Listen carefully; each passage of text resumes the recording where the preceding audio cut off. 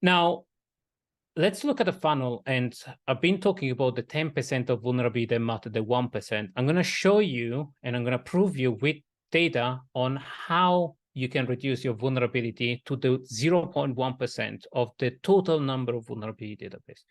Now, at this point in time, we actually pushing 207,000 vulnerability in the NVD and more being recorded so far. We've done an enormous amount of research to actually cross-reference all the vulnerability that are available in GitHub, and all this information are available on our website to further review and cross-reference some of these data sets.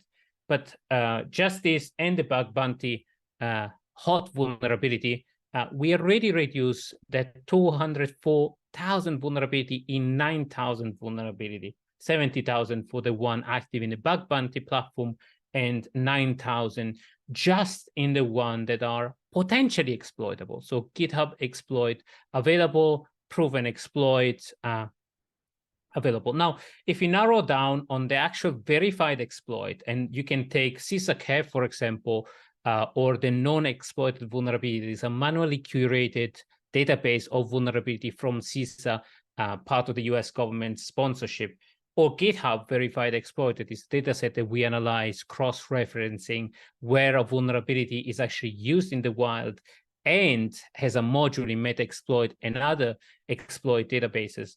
Those vulnerabilities are reduced to 0.41% of 1,000, roughly, vulnerability from the original 204,000 vulnerability. So we already are targeting 0.41% of the total landscape of vulnerability.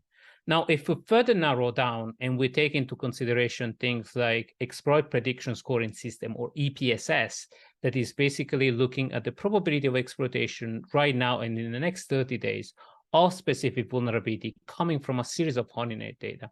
And we're going to discuss later on with one of the creators of EPSS from Scientia.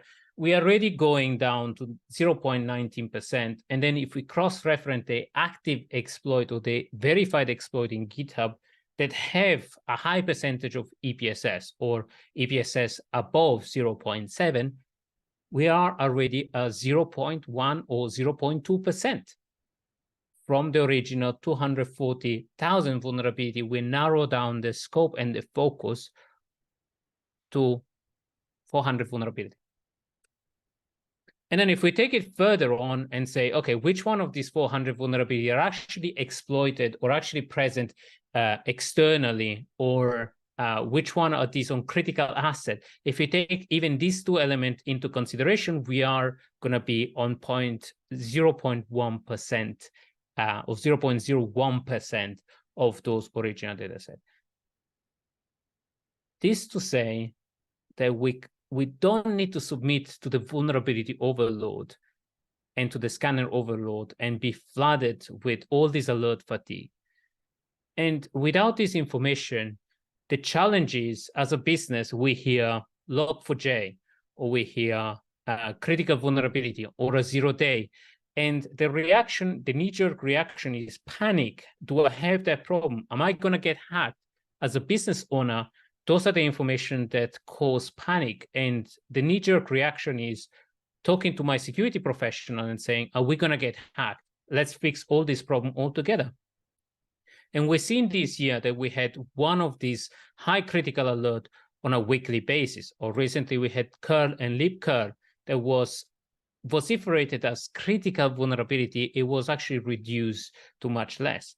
Log4j, Spring4Shell, again, last year, were causing massive panic on updating library directly and indirectly. And without this data, we can't actually sort out, or we can't figure out between those vulnerability and other critical vulnerability, which one are gonna get us hurt.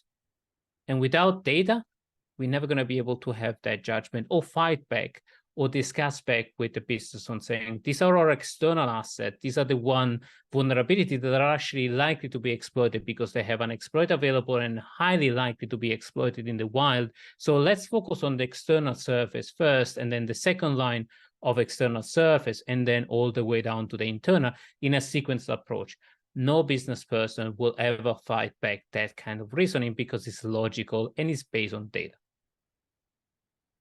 So business, and how do we communicate with the business with all of this very technical information, and how we can convert this into a business talk. What is love or what is risk?